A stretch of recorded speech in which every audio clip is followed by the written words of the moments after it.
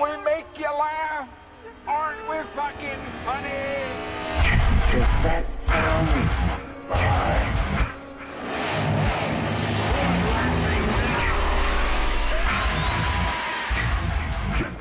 What's the boogeyman?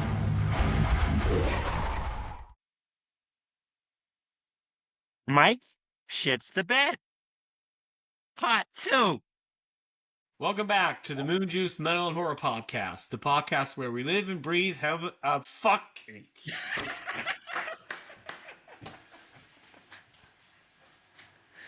It's okay. It's okay. It's gonna happen to me at least once, dude. Okay. Nailed it. Welcome back to the Moonjuice Metal and Horror Podcast, the podcast where we live and breathe heavy metal and horror, but aren't afraid to shit on both of them. I'm Mike. I'm Matt. So, a lot of you guys that watch this podcast already know we are two members of the metal band Texas Cornflake Massacre. So, you probably also noticed that this episode is coming a day late. But it's coming a day late because we had a really big show last night here in Hessen, and so we weren't able to record. So I figure that's forgivable if you're watching a metal horror podcast that the guys might put an episode out a day later because we had a big show. The show was at Steinbruch Theater, and it's in Hessen, and it's probably one of the most prolific metal clubs in Hessen. Like, if you're in the metal scene here, you know what that club is. It's been around for 45 years, and last night was kind of their anniversary party, so we got asked to be one of the bands that played, and we got to open up the show. So we were the first band to play, which normally is not such a great thing. Like, that's generally not what you want to do as a metal band, but the reason it was that way is because all the bands that played there last night are bands that were integral to the Hessen metal scene and specifically played a lot at that club. So we were asked to play along with a couple other bands that are really great. Mechanical Moth from Oberramstadt, and they're kind of like gothic alternative. Pentarium, who's a melodic death metal band from Darmstadt, which is not far from where we're from. We had $47 million, which is a hardcore metal band, and they're also from Darmstadt. And Blutjungs, which is splatter pop. Yeah, splatter pop, which kind of sounded like metal to me. Like, I caught a couple of their videos. I didn't stay, and the reason was we are going through a fucking heat wave in Germany right now. Like, it is hot as balls, and we were the first band up, and like I said, normally that's not such a great thing, but we were happy because we got to play first when it wasn't so hot. Yeah. You know what I mean? And by the time we got off stage, man, we were just beat because it was so fucking hot. I don't know, like I was telling Mike, every time I breathed in to get a decent breath for the next scream, I was just breathing in hot air. So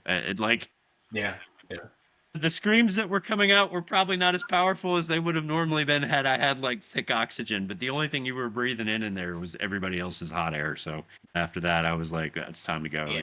At the end of the show, we all literally all felt like a train hit us. Yeah.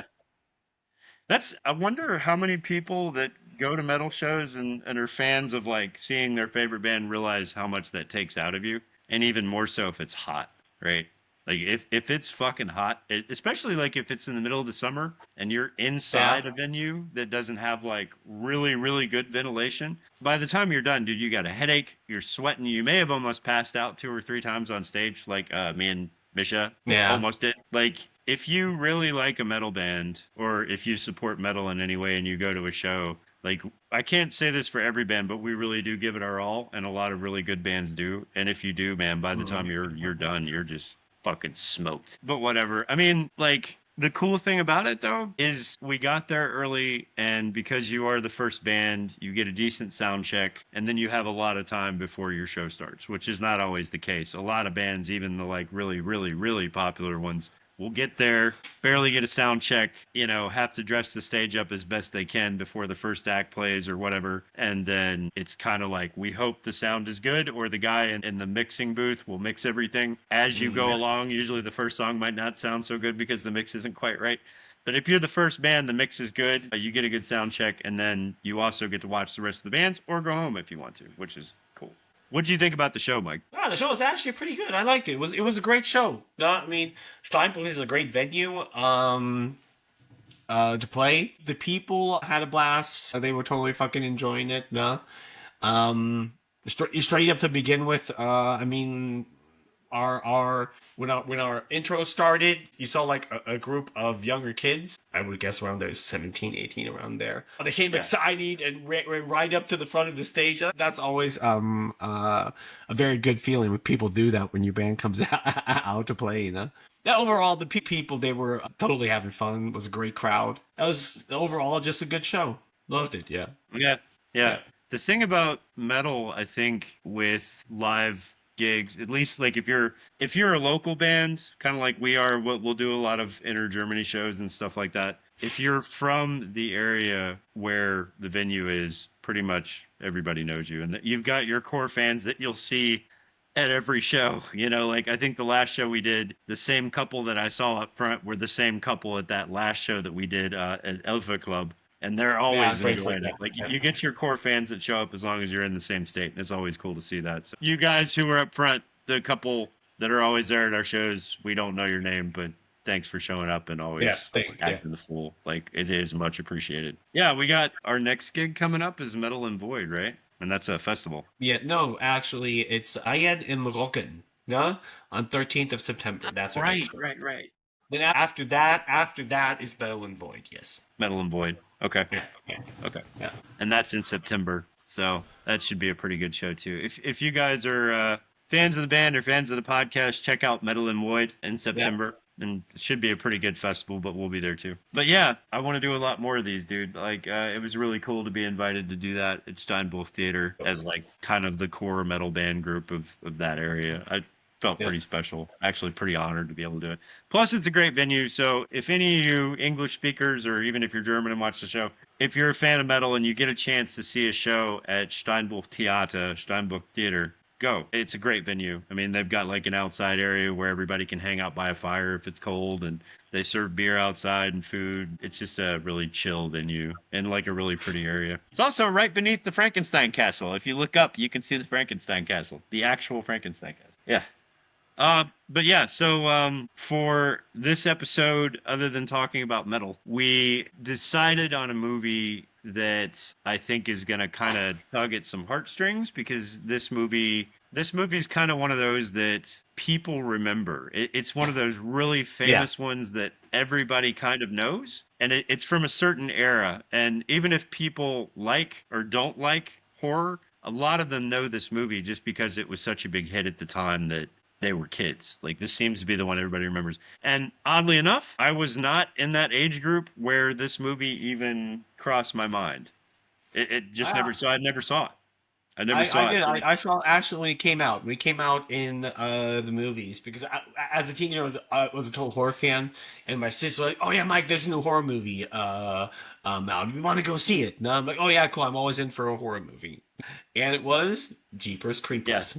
Yeah, Jeepers Creepers, boys and girls. Yeah. Jeepers Creepers. So I mean, how should I say it? I've seen the first three. I haven't seen the one that was kind of a reboot. No, I would say the first two are both good. I mean, the one that only with Jeepers Creepers, you just have the thing. The sequels don't really hold up to the original. It's just how it is. But I did not think that any of the other two were bad. They were good. They were okay. They were just. I never saw them. I never saw any of the ones in the series at all. Oh, you never saw any of the Jeepers Creepers movies? Never saw them. I kind of kicked myself in the ass too, because I feel like I should have seen these. But I guess maybe it's the name that turned me off, or maybe nobody really said anything big about this movie. Jeepers Creepers sounds like. Jeepers Creepers is kind of a term that American kids use, like little kids use. You know what I mean? Like, ooh, Jeepers Creepers. And so I was like, oh, it's it's a fucking kids movie, so I'm not going to see it. At least that's what I thought at the time. This is not a fucking kids movie. I mean, Matt, Jeepers Creepers is a very successful and well-known horror movie. I know. And I found that out later, but I'd never seen it. This is the first time I've seen it, so shame on me. You know, shame on me. Like I just didn't bother with it, and it's a shame because the movie's great. Like from beginning to end, I don't feel like this is one we're gonna trash on too much, because quite honestly, there's not much to trash on. Like the conversations the characters have, the writing, the special effects, everything's great. Like no complaints. Yeah, it is great. And it's also very very killer, you know, because discussions around the killer from Jeepers Creepers people just call him Creeper. I think they call him the creeper. Yeah. However, but the discussions, what he is, no, they're still going on, and people are still debating about what exactly he is. Hey man, that's how you keep shit interesting. I know everything from a old Egyptian god to a fallen angel to an alter dimension being that got caught here somewhere. Totally fucking crazy. And they've also done comic books of Jeepers Creepers, no? Right? Where it showed a little bit more into the path of the creeper, but still nothing exactly says what actually he is. Yeah. Well, that's how you keep things fresh, man. You don't give away everything. You let people kind of wonder, and you let the fan theories go. You know, it's interesting because there's nothing about this creature that reminds me of anything else. Like, there's physical attributes about him that remind me of other creatures, but in terms of what he can do and what his actual thing is, I don't think there's anything else like that in horror. Like, there's not. I had not seen it, and so when I watched it for the first time this time, of course I've seen the creature's face before because it's all over pop culture, but I didn't really know what he was. And so when I watched this movie and I first got kind of a glimpse of him and what he's actually doing, I was like, well, he's not a vampire. Not a vampire. Is he some type of it creature? Kind of like what It is from the movie It, the Stephen King's It, where at a certain time of year, after a certain amount of time, he comes back to feed, which is the same thing that is with the clown in It, Pennywise, right? Yeah, that's exact. Well, that he is on that level at least, because I'm not sure what the time period is, but with him is something around like all 25 years. Yeah, 23 or 25 years, something like that. Somewhere around that, he returns and he eats people for like a month, and then he goes back into hibernation. Yeah. And he is not just killing people to eat, right? So you get the idea that he is killing people to eat so he can feed, but he also uses body parts that he takes off of his victims to replace his own. Right? I thought that was cool because I did not know that before. Like, watching this movie, I realized that part of it, and I was like, that's fucking interesting, dude. Like, that's cool. Because there's things about this creature that you see at first that do look like they might be a little bit off. Like, his eyes look very dead, and you don't really think much about that at first. And then when there's a character that comes into the movie later that kind of explains him a little bit because she's psychic, right? Yeah. And she explains that he changes body parts out with his victims to replace his own, and whatever he takes kind of becomes part of him. So this is a creature that's probably been around for a really, really long time. Yes. I mean, and every so often comes out of hiding to eat and replace his body. It's extremely long. Even in the comics, it shows how long the creeper was around, and the creeper was around in ancient Egypt. Now, he was worshipped by certain Egyptian tribes. Literally worshipped him as a god. Okay. And every 25 years or whatever, they gave him human sacrifices. So that is actually canon in the comics. I didn't know about the comics. He has at least been around in the that's ancient canon. Egyptian. Okay, that's what I was going to ask if it was canon. Okay. Yeah, it is canon. It is canon. Yeah. Okay. The other thing is, though, he won't just take any victim. Did I read that right when I watched the movie? Like, he doesn't just take anyone. Like, he has to have somebody specific. Yeah, it's not really exactly explained what. It's just that he has a certain preference, that he picks out his victims by different things, smell, character, something he specifically likes about the people. So that's pretty much what. Yeah. Then I say, first, get into the cast, we have Jonathan Breck, that is the creeper, Then Justin Long and Gina Phillips, they're the main protagonists, in the movie, One other character is Patricia Belcher. She plays the psychic they encounter later on. Which I love her. And I love her. Everybody else, she's great. She's awesome, absolutely. I mean, everybody else in the movie is just, like typical bystanders. I mean, Ray Wise, Tom Tarantini, Brandon Smith, Nikki Acox, and on and on. It was directed by Victor Salva, whoever that guy is. Yeah, never heard of him. And the music is from Bennett Salve. Okay. Yeah. Do we know anything else that the movie starts out, with... what, man? Do we know anything else about this director? Like, has he done anything else?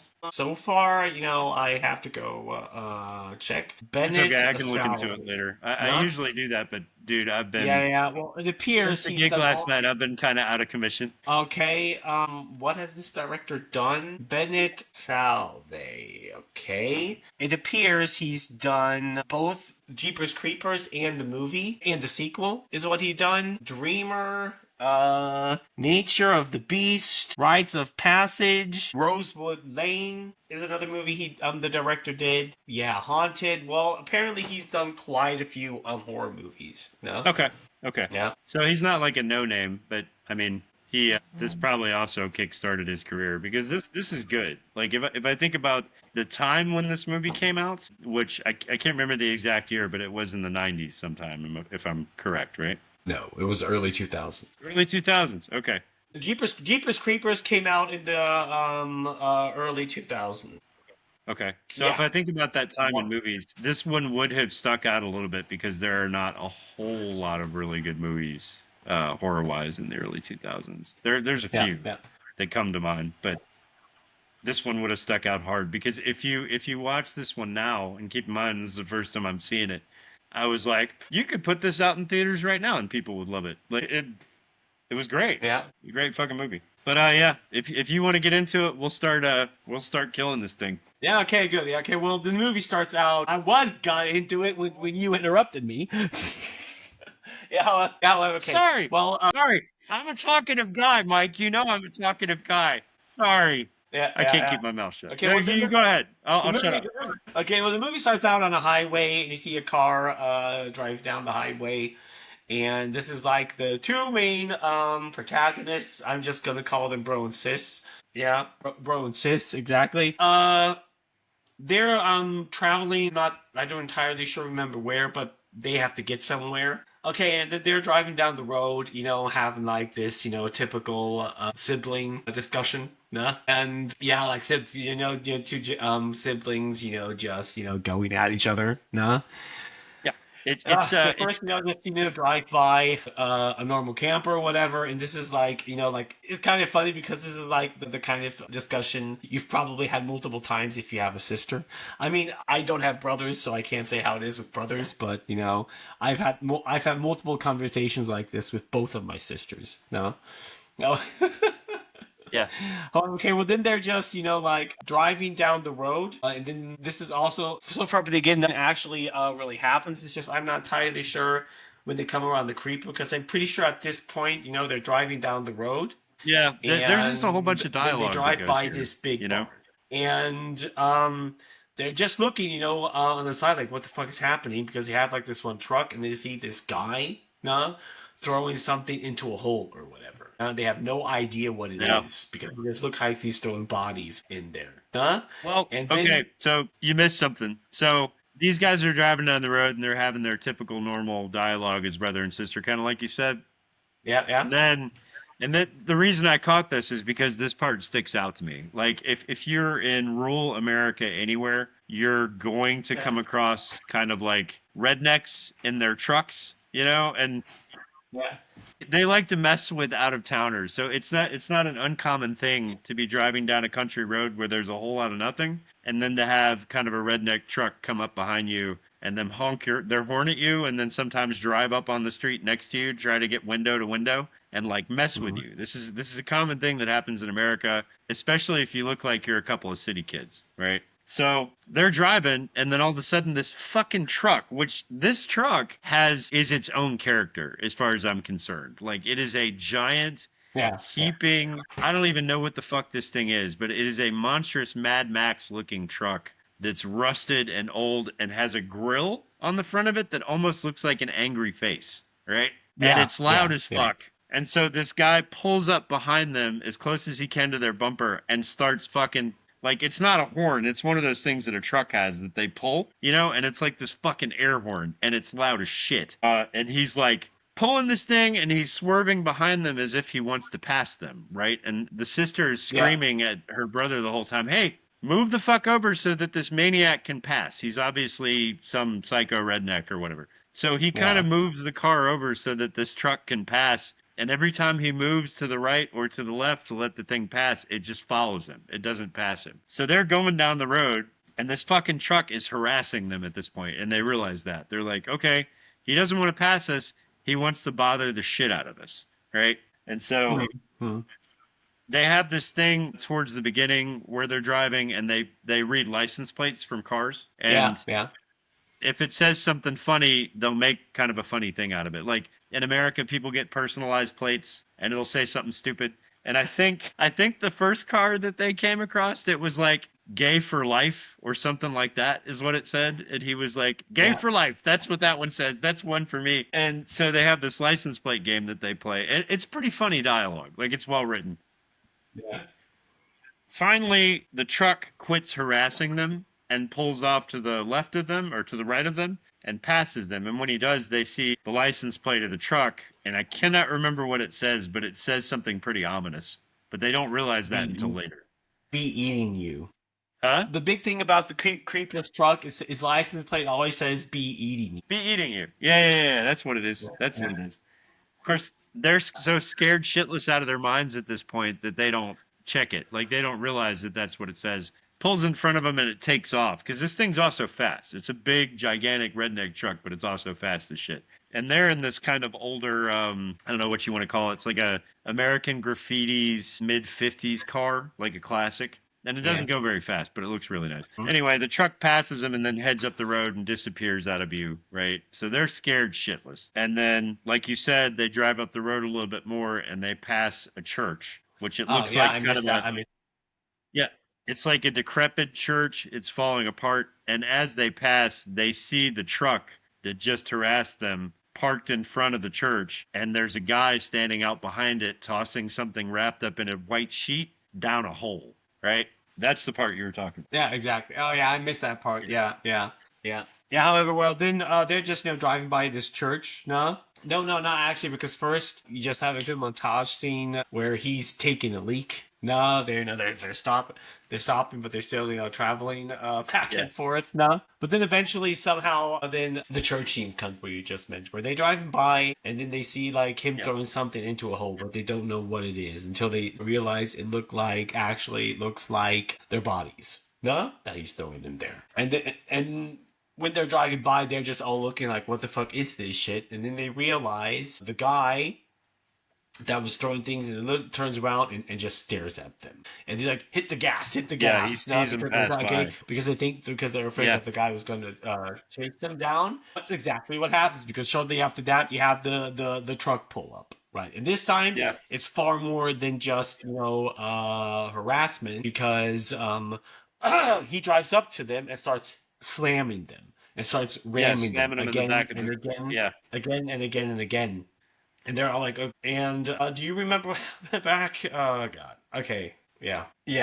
However, he keeps on ramming them until he actually pushes them off of the street. They hit a fence and go back into the field. And then he keeps, on driving. And at that far is gone. And they're scared shitless at this point. They literally totally fucking panicked because they probably thought this guy was was trying to kill them. Yeah, right. There's also a situation, what the fuck are you going to do in this? I mean, he kept driving and they're still in their car, so, at this point, normally, you would just get the shit out of there, no matter what, just go in a different direction, wherever that guy isn't. But at this point, he's trying to tying back his trunk down because it was totally fucking, they tie the truck together with his underwear. They tied like the fucking, the back hatch of the car is like loose because he rammed it, so. Yeah. His sister takes his underwear and pulls it through the hole and ties the fucking thing together. Yeah. But, Mike, do you maybe feel a little bit like, I didn't understand this part of the movie, right? And maybe this has been brought up in forum or whatever, but he runs them off the road and doesn't really get out to go find them. And this is where I kind of felt, and I felt like this all the way through the movie, maybe he can't do anything during the day, or maybe he doesn't have his powers during the day, or something. Because this would have been the opportunity for him to kill these kids, but he didn't. He just ran them off the road and then kept driving. Right? Yeah. It's hard to say exactly why I haven't seen the sequel, so I don't know. Yeah.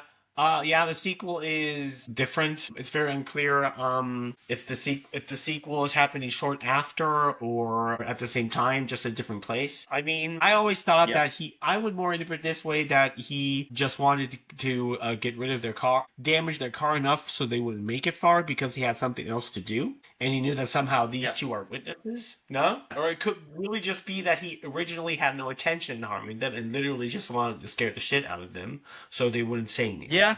You know? Yeah. So I mean, and that's I don't that's know. the other thing I'm that I also don't not get. really sure, but to me, it really just felt like a real big intimidation. Like, so they don't go to the cops. Just get out of there. No. Okay. I'm not really sure though, but it could technically. I would either say it was just like I got other shit to do. I'm just going to damage their car enough so they can't make it far, no? Or he really just wanted to intimidate them. But when it comes to the dumbest thing, because then they were sitting there in the car, in the field having the discussion, no?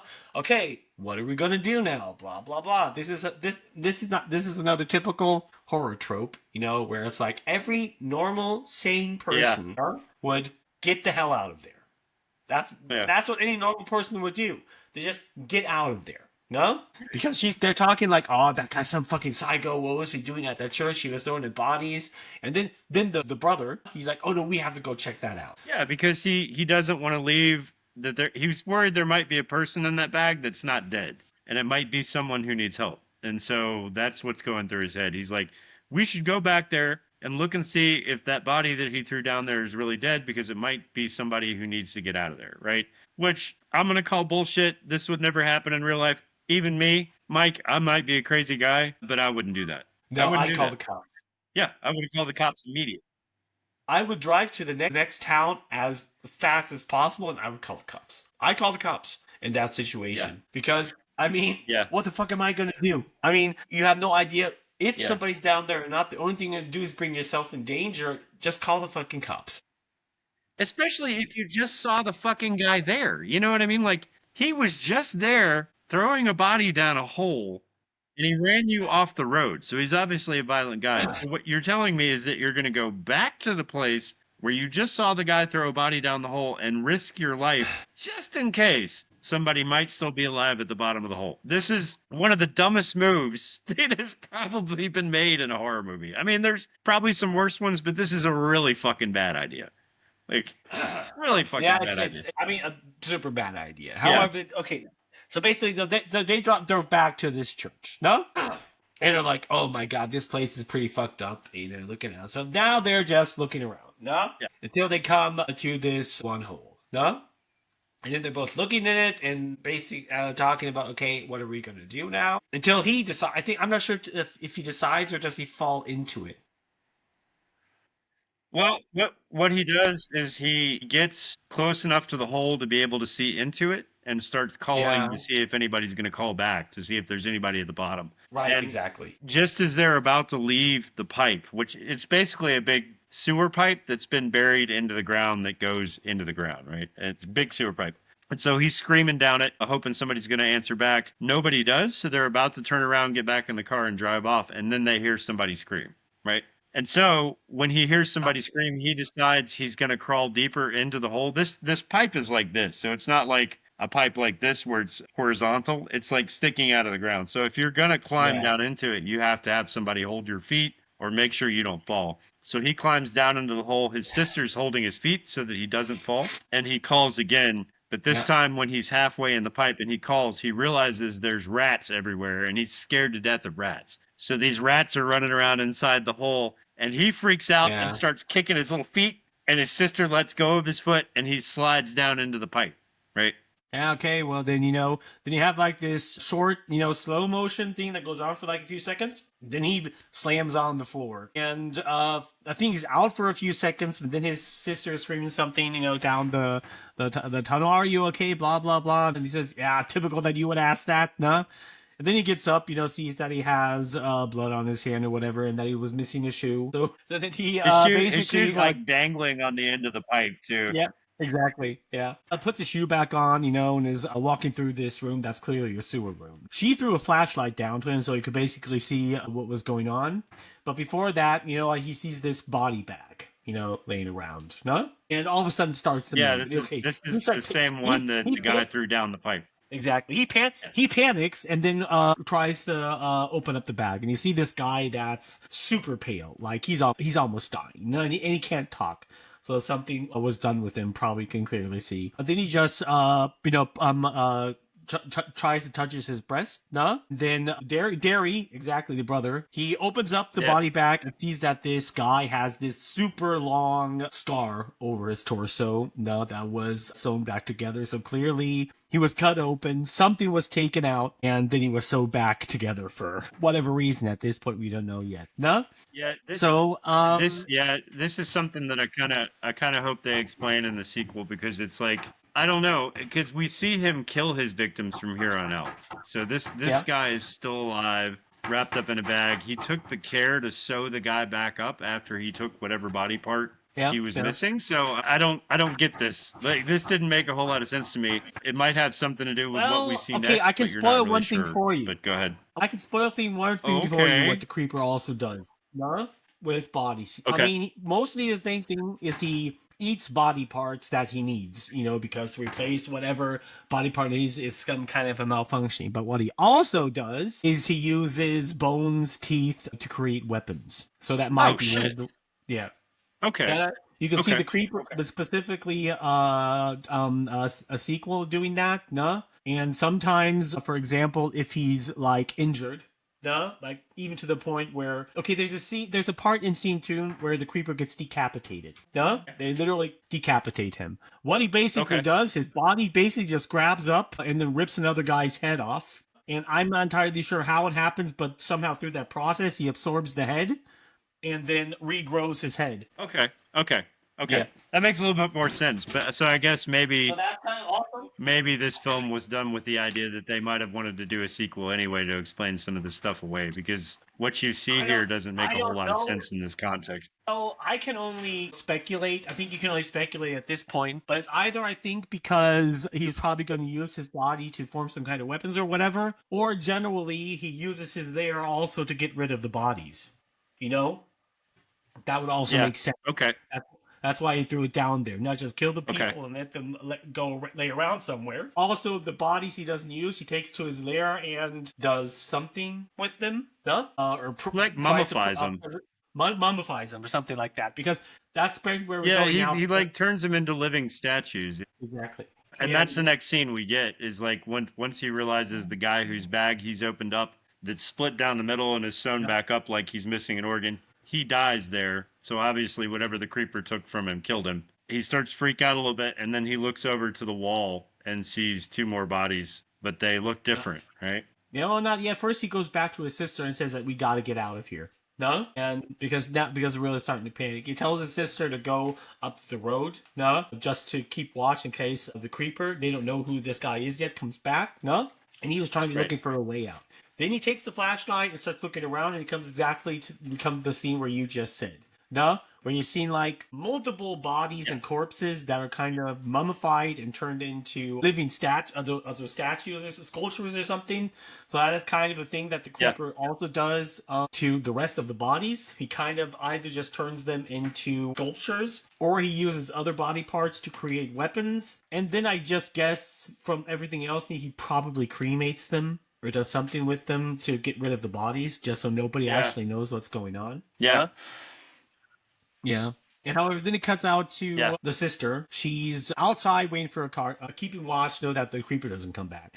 Then the truck comes by. And she first originally thinks it's the creeper. She gets in the car panicking, trying to get the car going. Then this is a good scene. It's just some truck. No? This is a good scene because you really think he's coming back. And yes, you do. You think chick, dude, back, like I was so mad at her for like the first 5 minutes of her doing this because she's grinding the gears trying to get the gear in first gear or reverse so she can back up. And she's just fucking grinding these things. And I'm like, who taught you how to drive a fucking stick shift? Come to find out later the car's fucked up.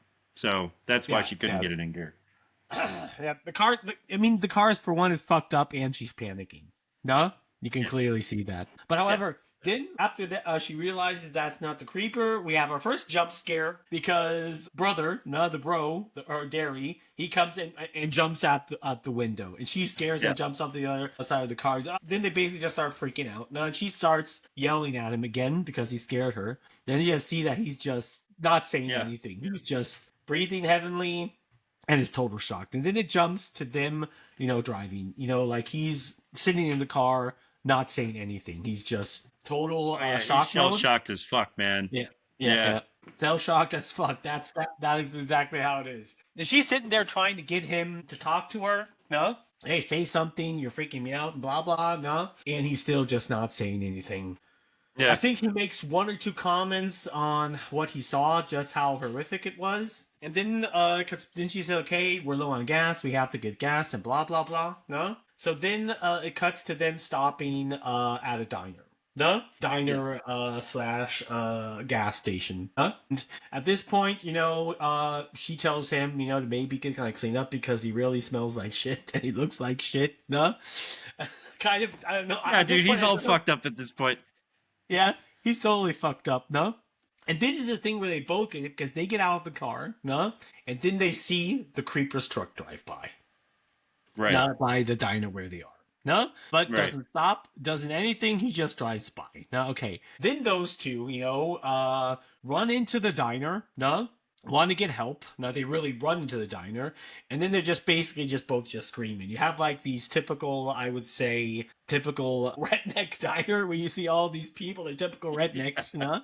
And I'll look at this is like, what the fuck is wrong with I had Mike, I had to look this up, but this is I thought originally when I watched it, this looks like Louisiana, so it looks like the area where I grew up, and so I went online to look.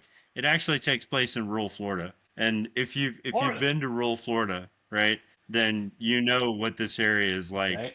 It's if you're an American and you're from this area, it's miles and miles and miles of nothing, and then every once in a while you'll see like a gas station or a diner. And the people that are there have lived there their entire lives. They don't see outsiders much, and when they do, everybody stares.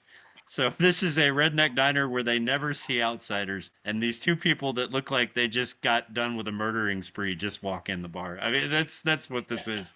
Yeah, I mean, the looks that they're getting are warranted for sure. Yeah, of course. I mean, even for one rednecks, but I think if it was just some normal bar anywhere, people would be staring at them because, They just like you said, Matt, they look like they come straight from a slaughter scene. However, the girl yells at the waitress and says, "Call the cops! Call the cops!" No, that's what makes the scene funny. These two come running in, because they're hysterical, and everybody else is just like, and they're like, "Call the cops! Call the cops!" And everybody's like, I don't know. What makes it funny is you would not expect somebody coming into a diner looking like that they just come from a fucking slaughter scene, screaming, "Call the cops." That in itself is kind of funny. Yeah, it is. I mean, everybody would be shocked. Everybody would be. So I didn't feel like these people were like out of line for treating them the way that they they all, especially being from kind of around that area and knowing what that's like. Yeah. I mean, however, then she goes back and I guess going to call cops. Then the two, brother and the sister, kind of just standing there at the moment, don't know what to do until the telephone starts to ring. No? Man, it's a payphone. I'm ringing the payphone. No? Yeah. And the guy says, "Don't you want to pick that up?" Like, who else is it supposed to be for? However, then the sister picks up the phone. Yeah. And you have like this lady talking about, at the moment, it's like an old creepy lady talking to the phone, telling them about something that she had a foresight or whatever and blah, blah, blah. No? And then the brother rips the telephone out of the hand for some reason. And she's basically asking them, "Have you seen the cats yet?" No? And she starts asking a lot of weird questions that at this point, neither of them can actually answer with, like, "Have you seen the old cat lady yet? Have you seen the cats yet? Have you seen this yet?" And blah, blah, blah. And he's like, "Hey, you are fucking crazy out of your mind." No? And then she, plays a song, like "Jeepers Creepers, where'd you get those eyes?" And that song. Yeah. It is, every time you hear that song, run, run, run. He's like, "Hey, you're fucking nuts." And he just hangs up on her. No? I wanted to point something out too. So this woman, the guy who wrote this or directed this, somebody had to have known someone who grew up in this area too, because this woman's voice and the way that she acts and the way that she talks and the things that she talks about is like 1-to-1 Jackie Torrance, right? And Jackie Torrance is a storyteller who tells gothic horror stories to children in the South. Everybody who grew up in the South knows her voice and has heard her stories. So it's like a Southern thing from like Florida, Georgia, Alabama, Mississippi, Louisiana, Texas, those areas. These people know who this person's voice is. And they found an actress who sounds exactly like her. And so her character is supposed to ring back to Jackie Torrance. So anybody watching this film who's from this area was like, oh my God, that's Jackie Torrance. Even I thought so. When I first heard her voice, I was like, that's Jackie Torrance. I grew up listening to her story when I was a kid, these Southern Gothic horror tales. Turns out not to be her, but they did that on purpose just for the callback. And I love that. Brilliant. Yeah. Okay, but yeah, go ahead. Crazy that. lady. I didn't know that. Yeah. It's interesting. A lot of people didn't. Well, but if you go online and look, everybody's talking about it. And I noticed it immediately. I didn't grow up in the South, and I only lived the States until I was 11. And I more or less grew up in Germany, so that's why I'm telling you. I mean, I think horror films in general, there's a lot of things that people will miss that are specifically toned for the area where the movie's taking place. And they do that just to kind of bring people into the story more. And they did a really good job with it. Like, it'd be hard to find someone my age or even a little bit older who doesn't know who Jackie Torrance is and doesn't feel some type of connection with her voice, this woman's voice. Yeah. So I thought that was really fucking cool. Cool. Yeah. Okay. Well, then it jumps a few hours forward. It's at the nighttime. You have like these two cops. I've already arrived there. They first talking to the waitress, and then they come over to the brother and the sister. And the one cop wants to ask him, hey, what's going? What exactly did you see? Blah blah blah. And he says we sent another two cops to the bar that he told you to check it out. But we want to know from you basically what happened. He's looking at him already with a very skeptical look on his eyes. As anybody would, yeah. Anybody would. I mean, it's kind of also to a certain degree feel like this cop is being framed as kind of like an asshole, but it's understandable how he's acting. Because then you have the brother and the sister. Yeah. They're acting totally fucking hysterical off their ass and whatever and blah blah blah. And he's trying to calm them down, like, hey, no, it's not that we don't believe you, but you have to admit this is a big fucking thing you're throwing at us. Right. Yeah. Of course. I think he was completely within reason to treat them the way that he's treating them. Exactly. Completely. Completely. However, the cops. And then the cops are trying to calm Derry down because he's really hysterical at this point. No, that's the best way to describe him. Yeah. What's understandable considering what they've been through. I mean, anybody would be hysterical. No. And then all of a sudden, somebody comes running up to them screaming, hey, isn't that your car outside? Then they all run outside. And then they see like the door is open and their laundry is what was thrown all over the entire area for some reason. No? Yeah. Then the waitress says, yeah, people saw this guy. He was standing in your car, going through everything, smelling your laundry as if he enjoyed it and blah, blah, blah. No? Yes, folks. Yeah, yes, folks. The creeper is actually a creeper. He's a panty sniffer. Yeah, exactly. I wanted to say it. He's a panty sniffer. Yeah, he's a panty sniffer. Yeah, fucking weirdo. Like I'm not really sure what everybody else in the bar thought at this point, or what the brother and sister thought. But I think this would have creeped me out even more than the fact that this guy was following us. You know what I mean? Like now he's sniffing our fucking laundry. What the fuck type of weirdo is this? I know, but I think this is also the point where the cops also drop their skepticism because of this situation, no? Because he's obviously following them, no? And then the brother is kind of getting angry because, blah, blah, this guy, we don't know what a fucking weirdo this is, and now he even knows my name because his name was on his underwear. I think that's a weird thing, people putting their names on their underwear. That's fucking, I don't know. This was practice, though. This maybe this is an American thing, but my mom did the same shit so that when I went to camp, I would get my clothes back. So she'd always write our fucking initials on the tags and stuff. And then if you watch that 70s show, which I don't know if you watched that, fucking Kelso's mom Kelso's mom writes his name in the back of every T-shirt he has as well. I think it's an American thing, dude. I don't know.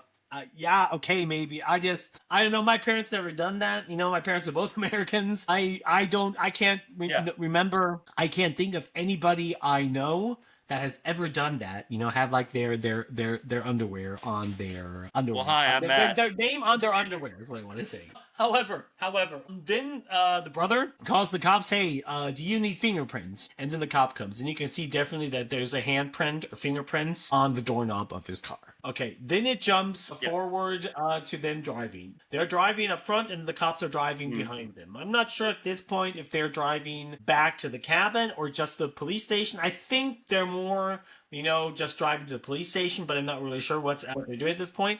However, in that time, you can hear the one cop gets a call from the police state, from the cops that we just went to the creeper's barn. No? Yeah. And he says, you know that those people you're talking, they're total fucking psychotic idiots or whatever. No? What psychos you can have there, no? Because at this point, the other cop calls through and says that the barn they were sent to, everything is burning. It's just all burning. Yeah, the church, The church, yeah, exactly. So obviously the creeper set everything on fire to destroy evidence. And then in the car, it cuts back to the brother and the sister, and they're talking about, and the brother is talking about how could he get here so fast? How could he get so fast from the church to the diner?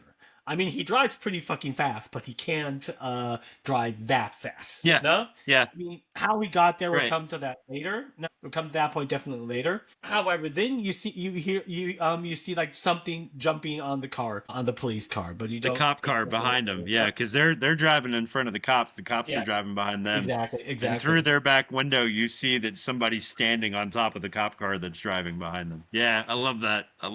Yeah, I know, it's great. So then the one cop says, "Oh, there's something. I think there's something on the roof." And then she looks out the window to see it, and she just sees the legs of the creeper. Then you basically just see him grabbing her and ripping her out of the car. Then he slams his fist through the roof of the car, pulls out the other cop, and chops his head off with an axe. Yep. No. And then I think then of course the police car stops, and they stop as well because they don't really know what's going on now. The sister gets out of the car and slowly starts to walk towards the police car until she sees now that the door is open and that the creeper is sitting in the car. And then they both run back, and then the brother and the sister hide behind the police car, and the creeper gets out. Yeah. And walks towards the cop that he just decapitated, picks up his head and starts ripping his with his mouth, and bites his tongue and rips the tongue out of his head. Yeah. Oh, dude, it's fucking sick. This is where you're not really sure still what's going on. Like you just know that this guy's a fucking psycho. We haven't really seen his face yet, right? So you don't really know what he looks like. No. Am I right? No, not directly. You haven't seen his face yet. So as far as you know, this is still a man, right? Yeah. And he just bit the tongue out of a severed head. Yeah. However, they basically see that him bite the tongue out of a severed head. Then they just haul ass and get out of there. So as fast as they can. Right. They're driving down the road. The sister is the one who's totally in shock, not saying anything. And okay, then they're driving down the road. And then it cuts to a funny scene where you have like the creeper open up in his truck, throwing bodies in, like the two cops that he just killed, and he puts his hat on and slams the door again. And then again the door opens up and he throws the head in and shuts it back. He throws the head in, it's like, oh shit, I gotta get it all. The cop's head. I gotta get it all, exactly. However, then, they're driving down the road, the siblings, and the brother is screaming at her to stop, slow down, you're driving way too fast, and he just steps on the brakes and stops, He said, Then he's like, I said slow down, not stop. However, the sister looks to the left or right, I think it's the left or right, and sees a house, And then she says, okay, we have to go in there and call somebody, call the cops or whatever to get help, Okay. Then she drives slightly up the road towards the house. Then they get out of the car and go into the garden. And then directly they're stopped by this old... You can clearly see an old lady, And she's like, who are you? What are you doing here? Get off my property, you goddamn cops, blah, blah, blah. Yeah, I love this. I love this whole scene because this woman is nuts. Yeah, typical. This is like literally the crazy old cat lady from The Simpsons, just live action. It's literally what she is. How can you government people come here and tell me how much cats I can have? I'm gonna get as much cats as I want. You get the feeling this woman has been harassed by the police quite a bit. Yeah. She does have a million fucking cats. She's very wary of the government. She's very wary of the police. She doesn't like anybody. Yeah. This is your typical living in the woods crazy cat lady from The Simpsons. Yeah. However, then the sister mentions that somebody died, and then the cat lady is like, oh, okay, then you can come in and use the phone. If somebody got killed, okay, but don't call the cops. Yeah. Don't tell the cops. Yeah, just don't call the cops. And then she says something about my babies, obviously talking about her cats. And I think the brother asks her how much cats does she have, but I'm not sure that they really get a concrete answer to that. Then, however, she says, oh, that's not my scarecrow. Hundreds. And then it cuts to the field, and you can see the creeper standing there. No? Yeah, and he's standing right in front of the scarecrow, too. Like, it's like he was doing it on purpose to kind of, like, conceal himself. He's literally standing in front of the scarecrow. She's like, that's not my scarecrow. Yeah. And you look over and you see him standing in front of it. You're like, oh, shit, okay. Yeah, because now the creeper is already caught up to them. She comes out with a shotgun. No, and says, get off, basically the same thing, get the fuck off my property, or I'll shoot, and blah, blah, blah, no? However, then he just shoots straight out, just shoots at the creeper. Then you basically, super fast, just see him almost jumping by and up to the roof, and he's gone. And then he somehow managed to get in now. He basically just leaped straight over the entire property, and then just straight onto the roof and climbed into the house. Yeah, and then which is now at this point after what's happened with the cops. After what's happened with the cops and what he just did, we're aware that he's probably not human. Like at this point, exactly. Something's going on with this guy where he's not human. This is kind of the moment. At this point, it's pretty clear because that he's not human, because she literally shot at him with a shotgun, and he could clearly jump like at least 30 feet, at least. Over a property on top of two roofs. So he's not human at this point. Yeah. However, the siblings try to calm down the cat lady because she wants to run into the house to save her cats. And she's like, oh, fuck. Yeah. Says, what the hell have you brought into my house? Okay, then she runs in there. No? You generally just see cat screams and then gunshots. And then all of a sudden, it's quiet. No? Then you just see the salute of this old lady. No? Yeah. In the front room in the house, just coming towards the garden door. No? Yeah, very slowly. You're not really sure in the first what's happening, but then you can clearly see that her feet are not even touching the ground, and that the creeper is just holding her by the neck, walking behind her. No? Then the door opens, the old lady, no? And then the creeper just slightly puts her head by side and smiles at them. He's like, Hi, it's me. Yeah. And then they run. And he just tosses the old woman's body too. He just like across the room, just like brah, like oh shit, okay, cool. And then he starts coming out of the house. Yeah, okay. Then they run into the house. No, they run to their car. No, then they pull out and go off the out of the property of the old lady back to the road. No, then they want to drive away, and then they see that the creeper somehow is now standing on the road in front of them. Just looking at them, right? You know? And then they start singing for a second. Okay, what should we do now? And the brothers was like, hit him, just fucking hit him, no?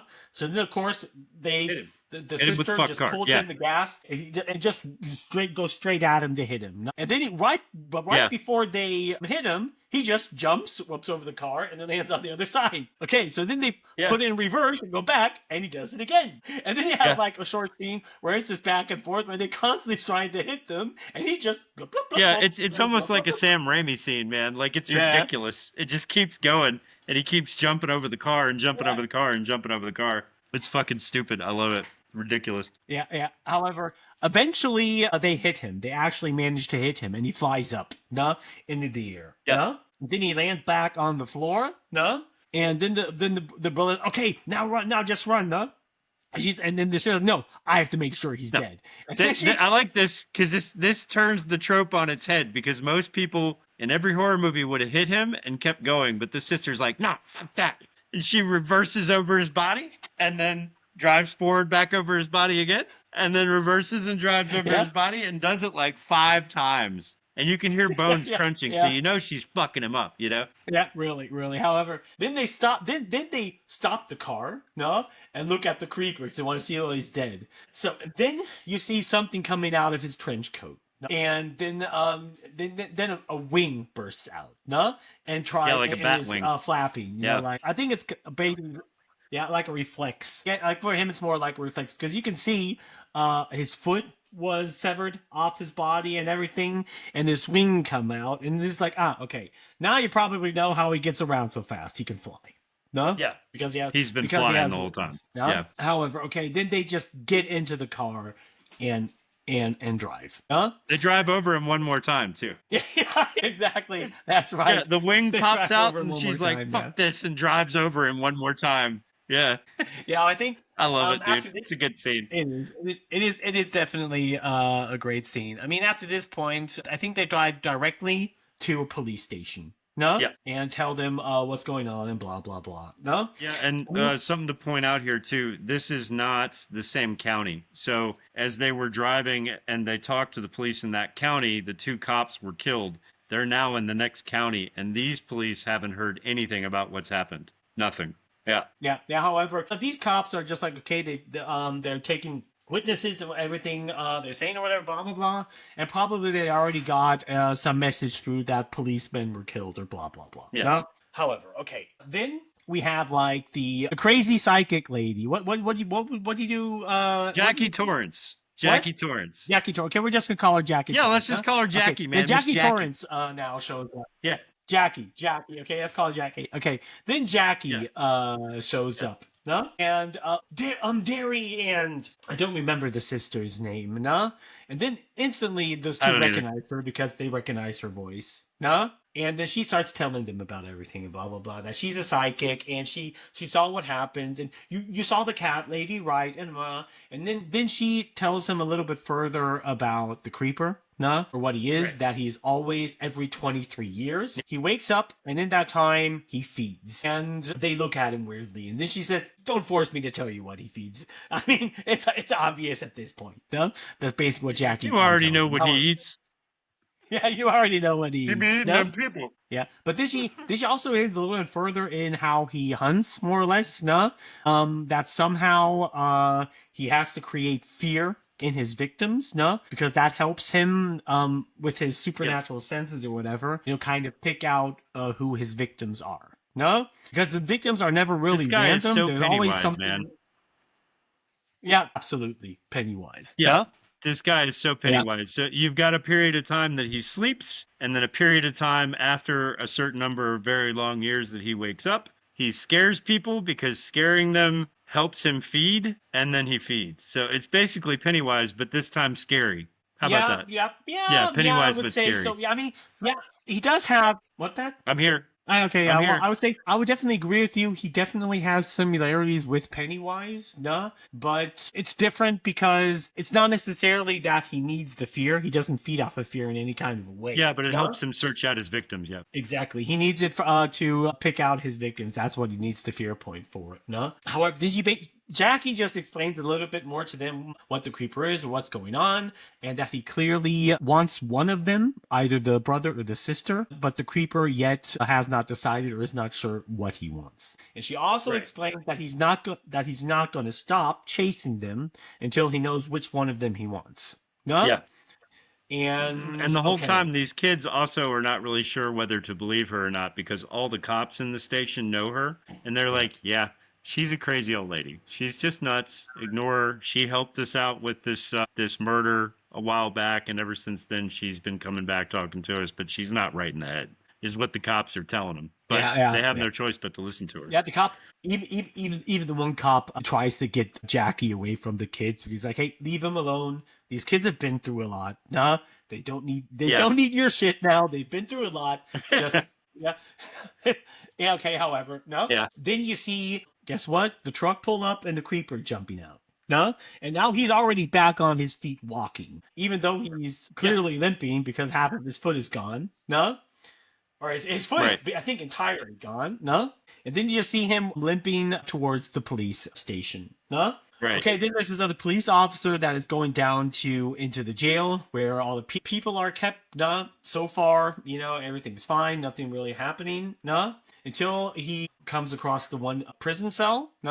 Where these two guys are super fucking terrified and he doesn't know what. Then he goes with a flashlight to the other prison cell that was broke open from the outside. Yeah. And the creeper is now leaning above another guy eating him, more or less. Yeah. No? And he's got his entire shirt off and everything, so you can see his back. You can see the back of his head. You kind of now see that this guy is fully not human at all. Like, he's a monster, right? And he's feeding on the body of this dead inmate. Yeah, exactly. And this is how it shows how fast he heals once he feeds. Because this is like now within only a matter of a few minutes, he goes from almost half dead, barely being able to walk, to just entirely healed. No? Yeah. Okay, then you have then now something goes off, alarm goes off in the cop station. The cops are all getting ready. Over the walkie-talkie, you can hear like gunshots everywhere. No? And then the other cops come up to the stairs where it goes down to the prison cells. The one, the chief is trying to get through what's going on. And Bobby says, "Oh yeah, nothing's stopping this guy." And this is the craziest body armor I've ever seen. And no bullet. And then she was like, "What you're saying is not making any sense. What are you talking about? Blah, blah, blah." And then all of a sudden it's just quiet downstairs. One of the cops goes up to see what's happening. Yeah. And then you just see the creeper just instantly just punch through his chest, ripping his heart out. Then he falls down. No? Yeah. Okay. It's a great scene too. It's actually a pretty good kill. I like this. Actually a great kill. Okay, then now the havoc is just full in vogue. Just total havoc now at this point. Jackie and the siblings run trying to get out, while you just hear screams and gunshots. And it's clear at this point the creeper is just slaughtering everyone there. Yeah. No? Yeah, anyone that gets in his path. And these cops too, these cops are just shooting at everything. Like, that any shadow that moves, anything like that, they're shooting at it. And they're running to get on more body armor because now they've seen the thing and they want to take it out, right? Yeah, exactly. Yeah. But that's all the point where it's also clearly established that bullets can't harm him. Don't do shit. Most of the time, they don't even go through his skin. However, then he's basically slaughtered all the cops, and Jackie and the kids now are running through the hall, and they wanted to open up the door, but they couldn't get through the door. Then they have a short discussion because the brother asks her, "Are your visions ever wrong? Have you ever been wrong?" And blah, blah, blah. No? Yeah. Then Jackie doesn't really say anything because for some reason now she decides to be in shock. Yeah, you get the feeling like she's never encountered anything like this before. Yeah. So she is in shock, but on top of that, part of the conversation is that she never sees how these visions piece together. She only sees little glimpses of things, right? And so she doesn't know what the outcome is, but somehow she does know that these things happen. And she explains, "All I know is that you guys try to hide in some room and he gets you. That's all I know." Yeah. However, then they turn around and they see the creeper, just hanging on the wall like Spider-Man. No, he's just hanging on the wall. No, okay. Then he starts running at them, and then the kids take off. No, Becky, just in shock, is standing there. No, while the kids are gone. No, not doing anything. Then the creeper all of a sudden is gone. No. Then he pops up directly at her, grabs her on the head, smells her a little bit, and then just runs off again. No, because doesn't really care for her whatsoever. No? She didn't have anything he wanted. Yeah.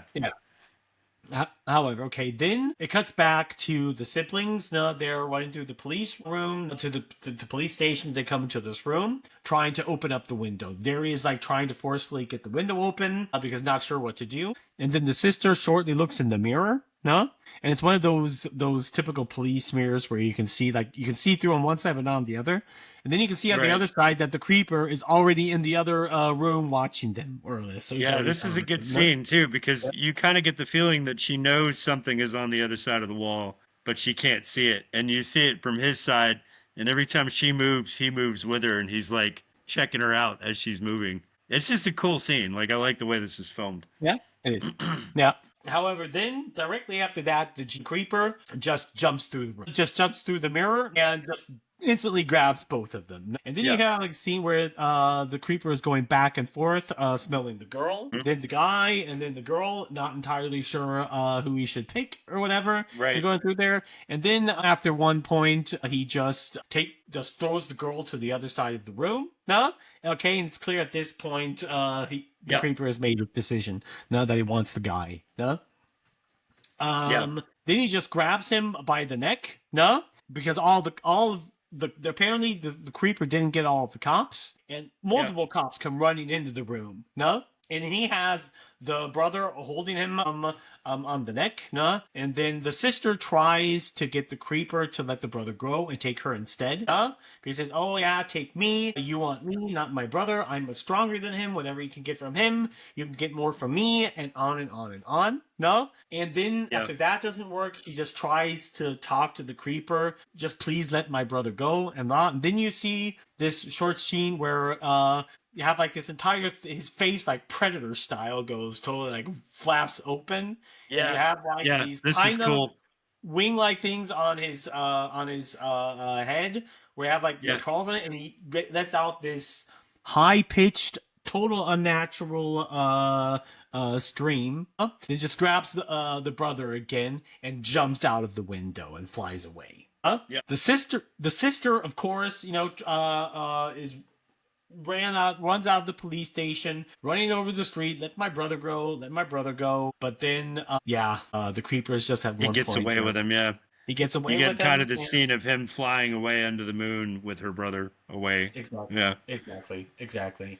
Well, then it cuts back to the next morning, where Jackie comes in, and the sister is now, of course, just total devastated, laying there because she just lost her brother, obviously. Then Jackie tells her, your folks have just pulled up. They're here to pick you up, and blah, blah, blah. And then Jackie just, you see her basically walking out the police station, and, and then that's pretty much so far for Jackie. No, and then it cuts to a old warehouse. And you get the feeling that and this is something that we forgot to mention, because what Jackie said is that specifically she remembers dreaming of Derry, the brother, him screaming in the dark, and then you have like these old warehouse rooms where it's cutting through, and you hear screams, of the brother. Yeah, and it's obviously Derry. Yeah, it was obviously Derry. Then it cuts into the room where the creeper is, where he basically has either it's a new layer or he has more than one.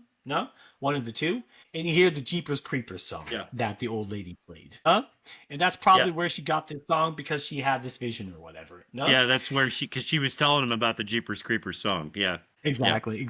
Then you see like Derry's skin. The Reaper already pulled it off and is now turning Derry into a sculpture like he did with everybody else, just that his eyes are cut out. No, they have like the Jeepers Creepers song going on.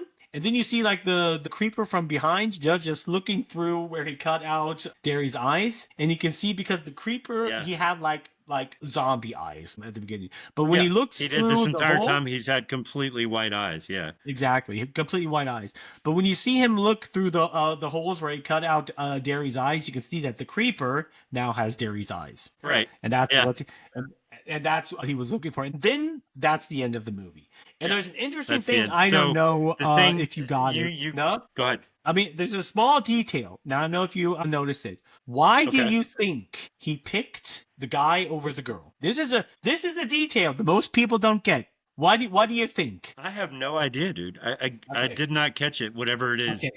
I catched this the second time I saw it. No? The thing is, he eats these body parts to replace his own, right? So, it was clearly that throughout the movie, he was following these two because he needed eyes. No? Functional eyes. And if you go back to the very first scene when they're driving in the car, you can see the girl holding glasses. Shit. She has glasses, no, it makes sense. And a doctor's and a doctor's prescription for glasses. So that's why he didn't took her, because she doesn't have good eyes. Shit. Okay, now it all makes sense. I was wondering that all the way through the movie, and I guess I missed that part. So she didn't have good vision, but he did. So that's why he took his eyes. Exactly. Okay.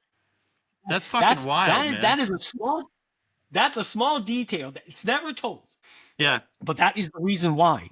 That's probably something you only catch by watching it the second time too. Yeah, I didn't catch that at all. Okay. Okay. So does that mean that Yeah, this also guy this is now is only going to take body parts that are fully functional? I'm not sure about that. No, I mean, I'm not that much super into the lore of Jeepers Creepers. No, Yeah. but possibly, I guess. No, but I'm not. Okay. I'm not entirely sure. I would have to rewatch the second part. No. And you said there's a Um. part 2 and 3, right? And then there's a Yes. remake called Jeepers Yes. Creepers Reborn, right? Yeah. Exactly. Um, There's 3 parts and a remake. did the other 2 movies follow this lore pretty well, or what? Did these other 2 movies follow this lore pretty well, or did they Yes, expand on yes. it? Yeah, Okay. well, they expand. I would have to think again about Jeepers Creepers 3. The thing is with Jeepers Creepers is it's kind of difficult to say story wise that they're sequels because all 3 movies are basically happening at the same time. They're all of these 3 movies are basically happening within these 23 days of when the Okay. creeper is awake. That is where all 3 of Okay. these movies are happening. And I think Jeepers Creepers 2 happens a few days after Jeepers Creepers 1, no? Okay. But I think Jeepers Creepers 3 happens either shortly before Jeepers Creepers 1 or somewhere in between. I'm not entirely sure anymore. No? But Jeepers Creepers Okay. 2, it follows Okay. a school bus of kids, no? That basically get Okay. attacked by the creeper. Okay. And you'll see in Jeepers Creepers 2, because this is also where it expands on the lore to what he actually does, your question, because you see, he kind of makes, what's it called? What are ninja stars? What are they called? Those weapons that ninjas throwing stars, yeah. throw? Throwing stars. Yeah. He builds throwing stars out of human teeth. No, human bones and human teeth. No? Oh shit. Okay. And that's how he stops the bus, because he just throws these ninja stars at the bus, and because they have a flat tire, and then they pull out one Yeah. of these throwing stars and see that it's made out of bone and human teeth. Okay. Yeah, Okay. so that's another thing that's going We'll on. have to do Jeepers Creepers 2 sometime then, man, because now I'm Yeah. interested, because I'd never seen this, and Yeah. like I said before, I'm kind of kicking myself that I didn't see it because it was a good film, and I would assume if the sequel is done in the vein of the first one that it's a pretty good film, you know? Yes. I mean, how should I say it? I would say yes, it's done in the same vein. It was also done like 2 years later. I think it's also the same director, but Okay. I would have to look that up again. But however, Okay.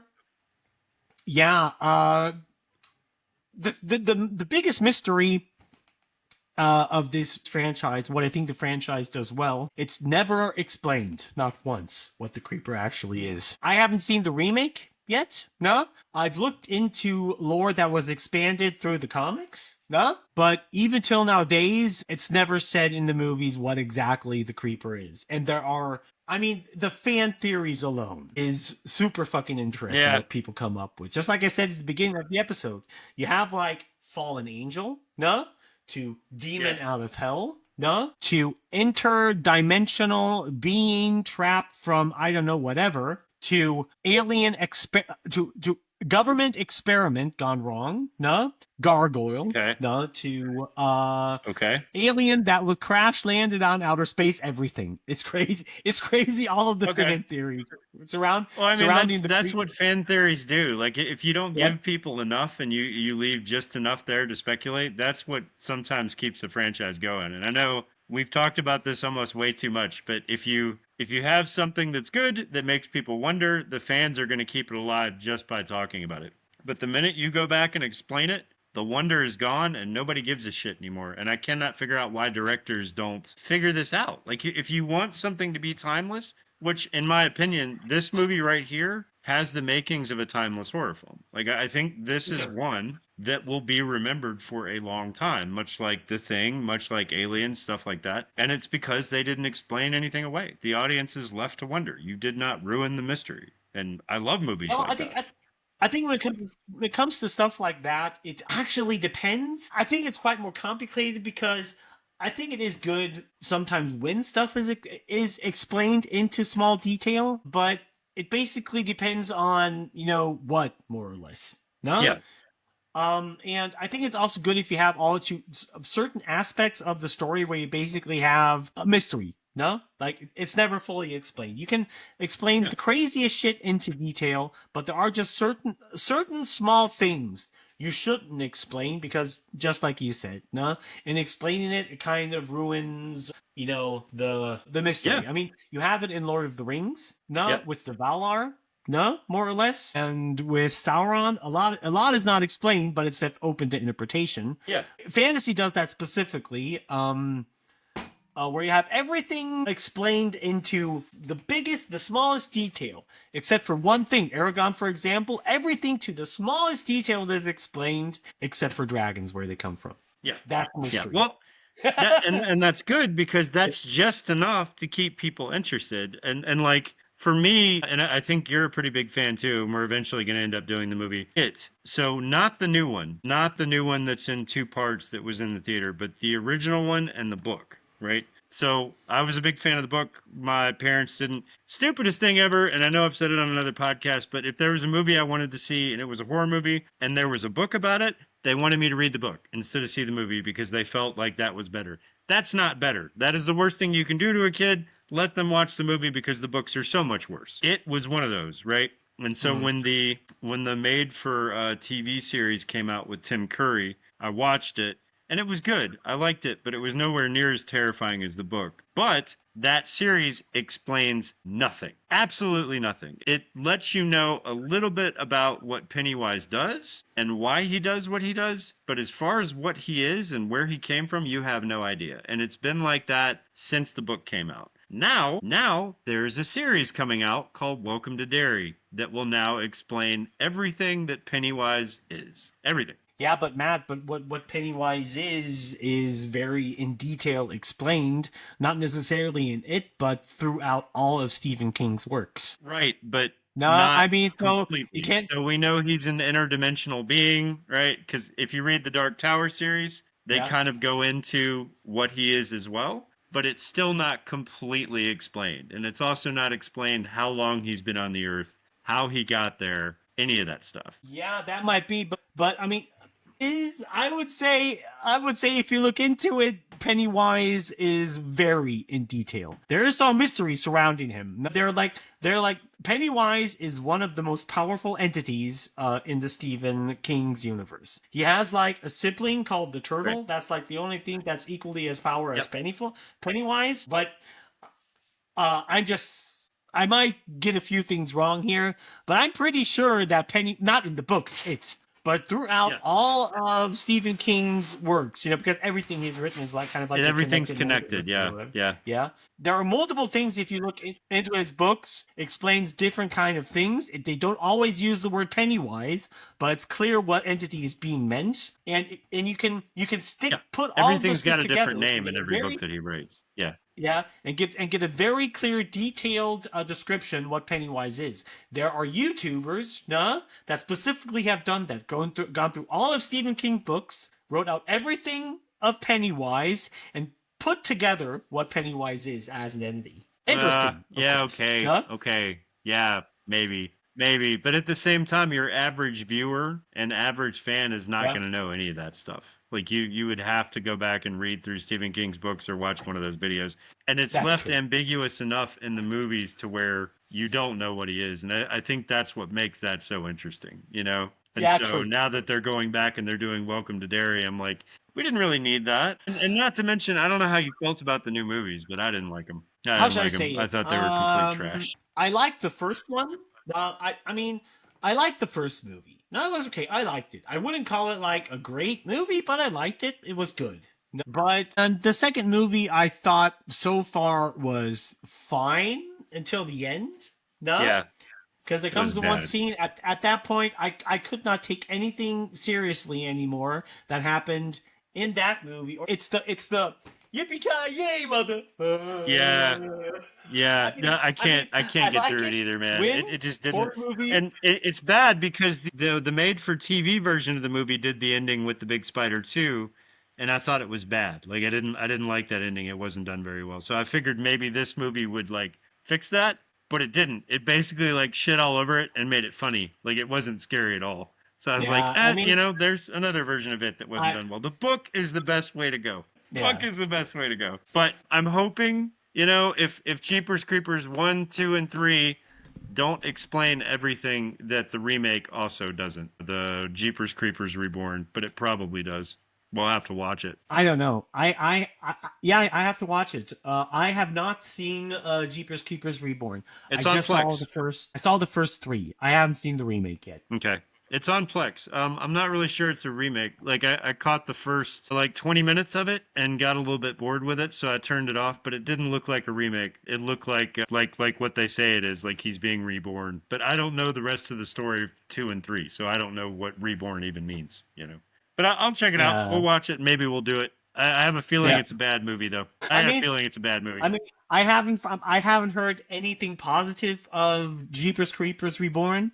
I've only heard negative stuff about it. So okay, but I don't know. Well, Mike, maybe it'll be one of the ones that we take and we just fucking shit on the whole time. I mean, we need to do that anyway. Yeah. We need to do that anyway. Like we've been far too fucking nice lately. Like I'm not gonna shit all over Evil Dead, obviously, and you can't shit on The Thing really, and you can't shit on The Fly. Like all these movies have been good.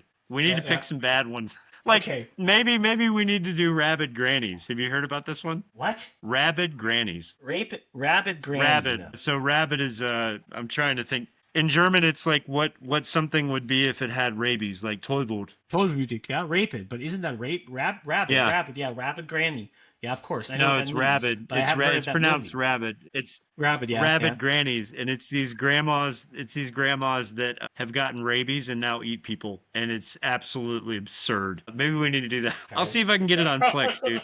I'll see if I can get it on Plex because people are raving about how absolutely lunatic that film is. And it's an older one too. I think it's from like early '90s, something like that. Okay. Yeah, but we won't do it next. But I'll see if I can get it on Plex, and we'll throw it into the schedule somewhere. Overall, though, what do you think? This movie, 1 to 10. I would give it a 9. I liked it. I don't have much negative things to say about it. There were just a few things I can make a joke about. So I would give it a 9 out of 10.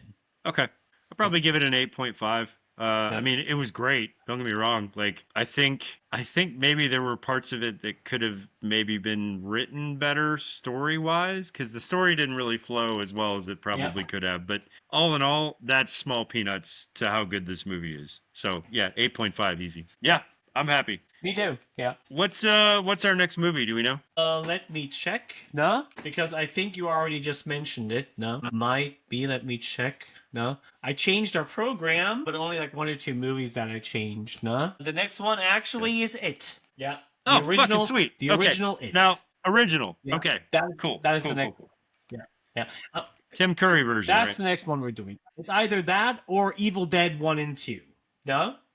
Okay. Yeah. Those are the So, yeah, because Nem has to come back and do the rest of Evil Dead 1 plus Evil Dead 2 with us. Okay, so I guess we'll see. We'll see which one happens, but it'll be either be one of the two. Evil Dead 1 and 2 or It. Yeah. The original Tim Curry It. Okay. Yeah. Cool, man. Yeah.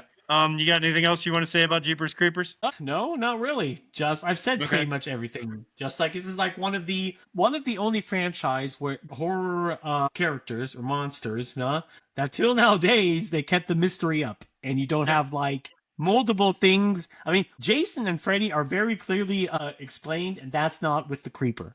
There's nothing official about what the Creeper actually is, and everything is just fan. That's what's also pretty cool about specifically this horror movie. And don't be like that guy like me who was turned off by the name, because I was definitely turned off by the name, and that's why I didn't see it. But if you haven't seen it, go back and watch it, because you're missing out. It's a great fucking horror film. Yeah, dude, that's all I got. So I guess we'll see everybody next week. Yep, exactly. No? Okay. I'm Matt. I'm Mac. We'll see you guys next time. See you guys later. Bye. The blackest dies. The darkest dies. Simply